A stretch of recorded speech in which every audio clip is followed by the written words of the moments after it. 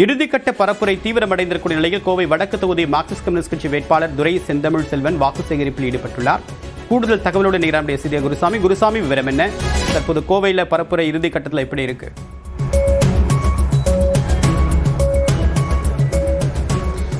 தேவப்பிரியன், இறுதிக்கட்ட பிரச்சாரம் தீவிரமடைந்திருக்கிறது. இன்னும் சில மணி நேரங்கள் மட்டுமே பிரச்சாரத்திற்கு இருக்கக்கூடிய நிலையில் அரசியல் கட்சியினர் விறுவிறுப்பாக தங்களது பிரச்சாரத்தை மேற்கொண்டு வருகிறார்கள். குறிப்பாக கோவை வடக்கு சட்டமன்ற தொகுதியில் பாரதிய ஜனதா கட்சியினுடைய வேட்பாளர் வானதி சீனிவாசன் போட்டியிடுகிறார். அவரை எதிர்த்து திமுகவில் துரை செந்தமிழ் செல்வன் என்ற கோவையினுடைய மாநகர் மாவட்ட செயலாளர் களமிறக்கப்பட்டிருக்கிறார். அவர் தீவிர பிரச்சாரம் மேற்கொண்டு வருகிறார். தற்போது நம்முடைய துரை செந்தமிழ் செல்வன் நம்முடைய இருக்கார். அவரிடம் பேசலாம்.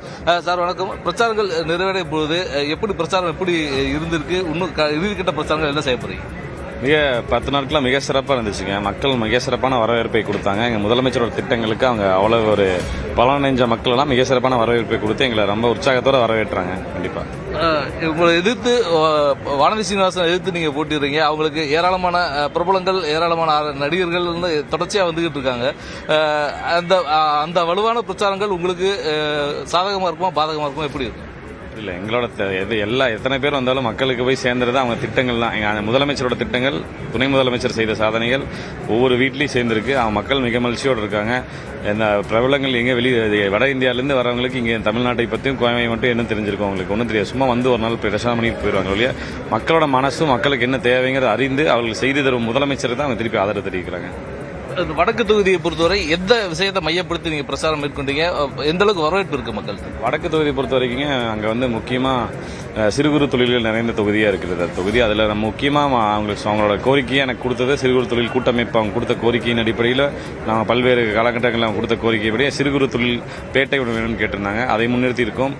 முக்கியமாக அந்த வடக்கு தொகுதினா ரொம்ப ஒரு கூட்ட நெரிசலாக இருக்கக்கூடிய பகுதி. அங்கே டிராஃபிக் கன்ஜெஷன் அதிகமாக இருக்குது. அதனால் 2 இடங்களில் மேம்பாலங்கள் கட்டாயம் தேவைப்படுகிறது. அந்த மேம்பாலங்கள் அதை முன்னிறுத்தி அதை செய்து தருவோம் என்ற வாக்குறுதியும் வழங்கியுள்ளோம். இதெல்லாம் 10 வருஷ காலமாக போன ஆட்சியில் அதிமுக ஆட்சியிலையும் செய்ய கிடையாது. அவர்களுக்கு இந்த 5 ஆண்டு காலம் இந்த சட்டமன்ற உறுப்பினர்கள் போய் ஏதாவது முறையிட்டு அதுக்கான முயற்சி செஞ்சுருக்காங்களான்னு ஒன்றுமே இது பண்ண கிடையாது. ஸோ அதெல்லாம் நம்ம செய்து கொடுப்பதா வாக்குறுதி கொடுத்தா மக்கள்கிட்ட கேட்டிருக்கோம்.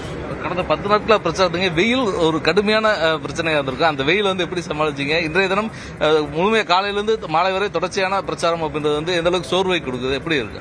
வெயில் இருந்தாலும் நல்ல வெயில் தாங்க, இல்லைன்னு சொல்ல முடியாது. இருந்தாலும் மக்கள் கொடுக்கும் ஆரவாரம், மகிழ்ச்சியும் அவங்களோட முகத்தில் திரும்பி புன்னகையும் பார்க்கும்போது இனி சந்தோஷமா இருக்கிற மக்கள் பயணிச்சுட்டே இருக்கலாம் போலதான் இருக்கு. ஒன்றும் பிரச்சனை இல்லைங்க. அதில் எவ்வளவு வாக்கு வித்தியாசத்தில் வெற்றி வருவீங்க?